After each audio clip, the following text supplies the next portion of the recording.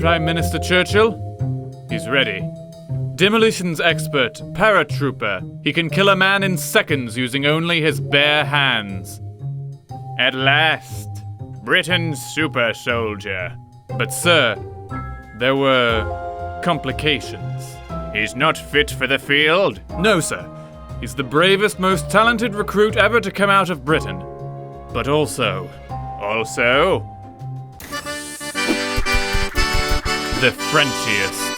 French James Bond is a real dude hired by British Special Operations, and I am still struggling to wrap my head around everything this man got up to. His name is Robert de la Rochefoucauld. He grew up literally in the shadow of the Eiffel Tower, so on top of being very French, he was also very rich. He was 17 when World War II began and Germany occupied France, but the Germans made sure there was a little room for anyone who wanted to cooperate. So if Rochefoucauld had kept his head down or become a collaborationist like so many other French, he could have come out the other side pretty much unscathed. Hell, it was only 2 years earlier in Austrian boarding school that he'd put a swastika on his bike, and Hitler, literal Hitler, had pat his cheek for being a good little boy. But when Rochefoucauld returned to France after graduation, he began to have second feelings.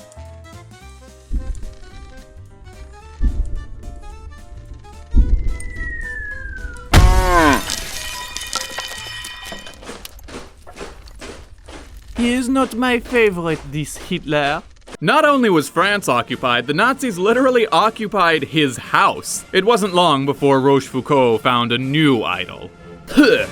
You call this wine? Charles de Gaulle was a French general who had escaped before the French government capitulated. He was stuck in London, using the radio to inspire the French people to rise up against the occupation. The results were lackluster. A few pockets of resistance printed banned newspapers, but it was hardly a revolution. But Rochefoucauld listened to de Gaulle's broadcasts every night, despite being 4 inches of plywood away from Nazi command. One way or another, Rochefoucauld is determined to join de Gaulle's Free French Army. To make his way to Britain, he sneaks across the border into Spain, which was a neutral country, with a couple of shot-down British pilots who had parachuted to safety. And after a brief stint in a Spanish prison, hola! Yo estoy crossing the border with these 2 British pilots. The British came to negotiate their release. Hello, how are you? Name's Eric Picketwicks, you alright? I am alright. You know I am the French, yes? Does the Pope eat Protestant babies? The British had developed a top-secret program of spies to drop into occupied France and destroy key military infrastructure. There was just one problem. What was the first thing you noticed about those 2 pilots? They are nice, but French accents are, how you say, Bingo. They'd be spotted in seconds. We can teach our men to be commandos, but we can't teach them to be French. That, my friend, is where you come in. Rochefoucauld wasn't sure. He wanted to be useful, but joining the British instead of de Gaulle would mean betraying one of the most sacred laws of France. Thou shalt stick it to the English. He was at a crossroads, and there was only one man in London whose advice he could trust. This is no cheese. I eat better doo-doo. You eat doo-doo? Who told you? I came because I need your advice. Go. Join them. But they are British. I know.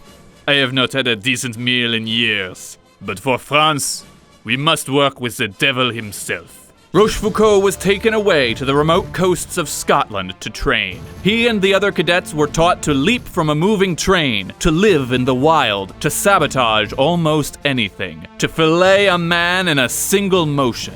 But only Rochefoucauld knew how to serve him with a nice ruse. It wasn't merely a matter of brute strength and fearlessness. For one, Rochefoucauld really needed to learn how to lie, but he also needed to think like a saboteur, observing, adapting, turning the environment into his weapon. And if that sounds like the kind of challenge you'd enjoy, let me recommend the experience of dropping into the heart of Nazi-occupied France with nothing but your wits and a sniper rifle with today's sponsor, Sniper Elite Resistance. From the acclaimed Sniper Elite franchise, Resistance is a stealth shooter hybrid that tasks you with stepping into the shoes of British operative Harry Hawker, sneaking through cobbled streets, infiltrating Gestapo strongholds, and outfoxing enemy snipers. Some of my earliest memories memories in gaming are of being a sneaky stealth archer, and the Sniper Elite series has elevated that experience into an art. Every map was created in collaboration with museums, historians, and military advisors. Every weapon was made with an eye for historical accuracy, and every shot rewards observation and precision, accounting for distance, gravity, wind, even your own heartbeat. Join forces with the French Resistance in a high-stakes single-player and co-op campaign with unparalleled sniping mechanics, stealth, and tactical third-person combat. Play Sniper Elite Resistance now using my links in the video description or pinned comment, available on all platforms including Xbox Game Pass, Xbox Series X/S, Xbox One, PS5, PS4, and PC via Steam or the Epic Games Store.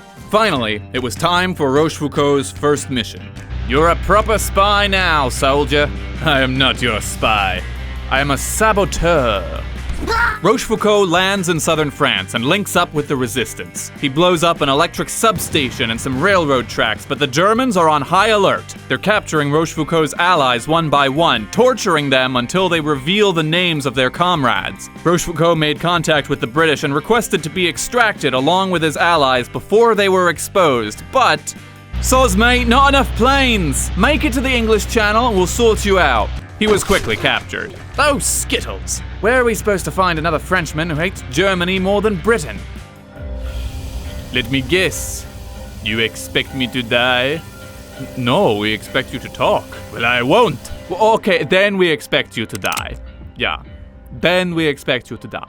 Rochefoucauld is sitting in his own coffin in the back of a truck on its way to the middle of nowhere. But the Nazis didn't know who he really was, or how dangerous he was without handcuffs. Rochefoucauld tackles the man in the passenger seat and rolls out the door of the speeding truck. He escapes under fire and makes it back to town. Now to make it back to Paris undetected.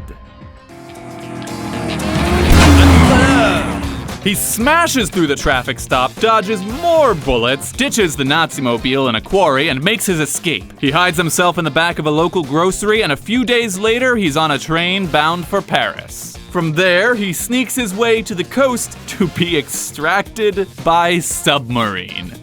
Budget for the submarine fell through, but we never doubted you! A few months later, Rochefoucauld is back in the air, ready to drop down for an even more dangerous mission. This time, he's got to blow up a whole factory, and he does it by turning baguettes into bombs. Each morning, he sneaks into the factory disguised as a worker with a fresh baguette for his lunch break that has been stuffed full of plastic explosives. This guy really is French James Bond. The operation is a success, but again, he's stuck in France with no way out and captured by the Nazis. He is put on death row for a second time with no hope of escape until he has an idea. Oh no, I'm having the seizure.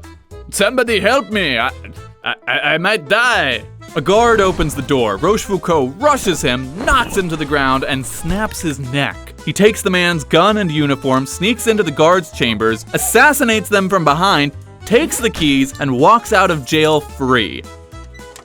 He then disguises himself as a nun and walks across town as a free man. Sister Rochefoucauld continued his work as a saboteur until the day a landmine forced him out of action. But finally, there were others who would fight in his place. General de Gaulle's forces made landfall on D-Day, and Rochefoucauld immediately quit the British forces to join the French army as an assistant. He was never really alone, though. All along, whether it was the grocer who gave him shelter, a businessman who bought him a train ticket, that nun's brother who gave him the uniform, regular people had risked their lives to help his cause at every turn. The one thing that had gotten Rochefoucauld through the war was the same thing that made him leave home in the first place: a belief that one day, somehow, France would be free.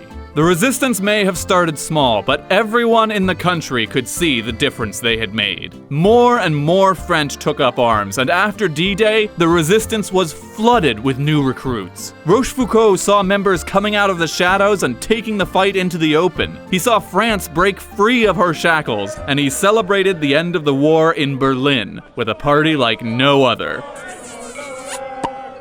More booze! The flame Rochefoucauld had helped to light had grown into a wildfire. France was free, and somehow Rochefoucauld had lived to see it all. Now, if you'll excuse me, I'm headed back to Paris 1944 to try my hand at Resistance stealth shootery. Link to download Sniper Elite Resistance is in the description if you want to join me, available on your platform of choice.